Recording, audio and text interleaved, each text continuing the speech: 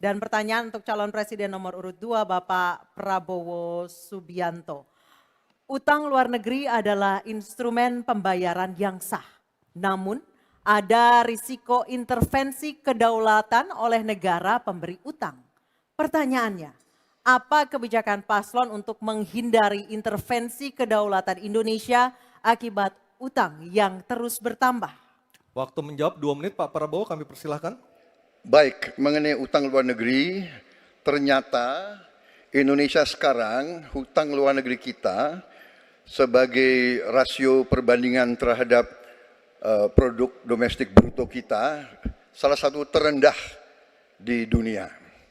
Jadi masih kita sekitar berada di sekitar 40%, sedangkan banyak negara jauh di atas kita. Kedua, kembali lagi dengan manajemen yang prudent, pengelolaan yang baik, dan dengan strategi ekonomi yang tepat, terutama dengan hilirisasi, di mana kita bisa mendapat keuntungan sebagai bangsa, ini memperkuat posisi tawar kita.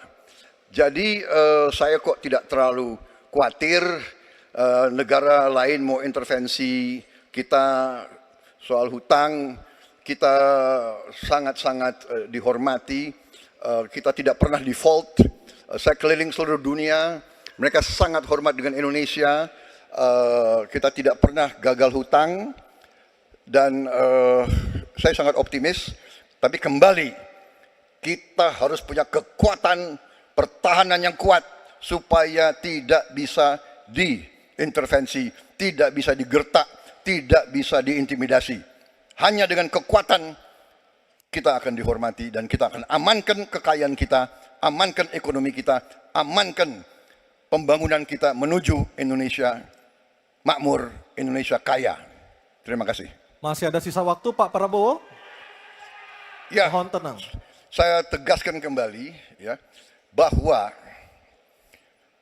pelajaran sejarah manusia yang lemah akan selalu ditindas.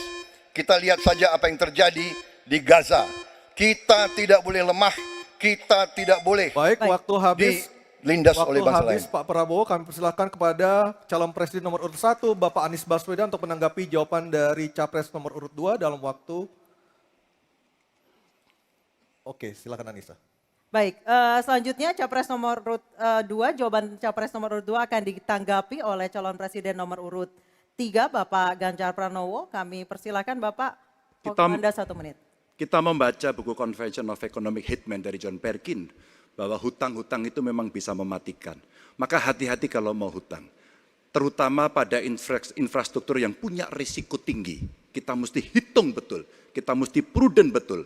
Karena ini pernah dilakukan dan membuat banyak negara kolaps karena hutang. Namun demikian, kalau mau pakai kekuatan dalam negeri, artinya wajib hukumnya kita mendorong ekonomi tumbuh 7%, kemudian govern berjalan bisa dengan baik, maka ICOR bisa turun 4%, dan kemudian kita mesti betul-betul anti korupsi. Kalau itu tidak dilakukan, maka tidak akan tumbuh ekonomi yang ada di tempat kita. Ease of doing business mesti dilakukan. Hanya saja memang kalau kita bicara pada industri pertahanan kita, mesti kita kuatkan industri dalam negeri. Jadi mohon maaf kaitan dengan hutang, no utang, no usang. Sehingga alutsista kita betul-betul kita lakukan transfer of teknologi dari dalam negeri. Waktunya habis. Waktu sudah habis.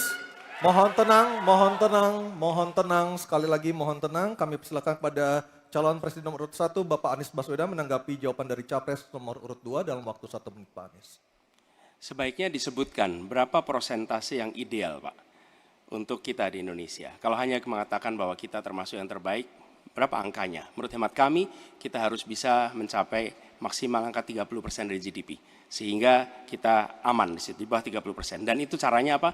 Dengan satu, menata hutangnya, yang kedua memperbesar GDP-nya. Yang tidak kalah penting adalah melakukan pengembangan skema-skema yang lebih kreatif dalam mencari hutang luar negeri, termasuk pelibatan swasta.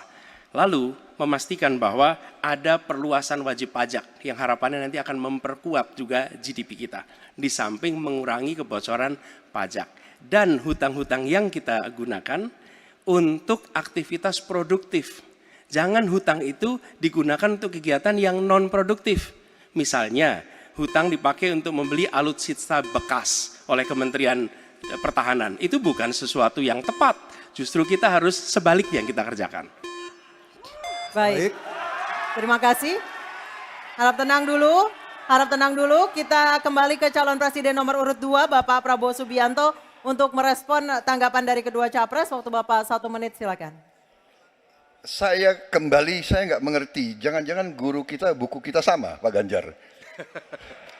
Kok saya banyak sependapat. Terus aja. Saya akan bilang AA. Saya bukan orang macam-macam. Tapi Pak Anies, saya kira Pak Anies perlu belajar ekonomi lagi, ya kan? Jadi kalau bilang ideal 30%, dasarnya apa? Yang di bawah kita itu Arab Saudi, Rusia, pokoknya negara-negara yang punya sumber alam yang luar biasa. Tetapi 40% ya salah satu terendah sekarang. Jadi kalau kita mau bangun industri, tadi saya setuju sebagian dari yang Bapak sampaikan. Oh iya, kenapa? Yang penting utang itu produktif. Itu saya setuju. Tapi kita bisa sampai 50%, tidak ada masalah. Kita tidak pernah default. Kita tidak pernah default. Kita dihormati di dunia. Baik. Terima kasih. Baik, terima kasih.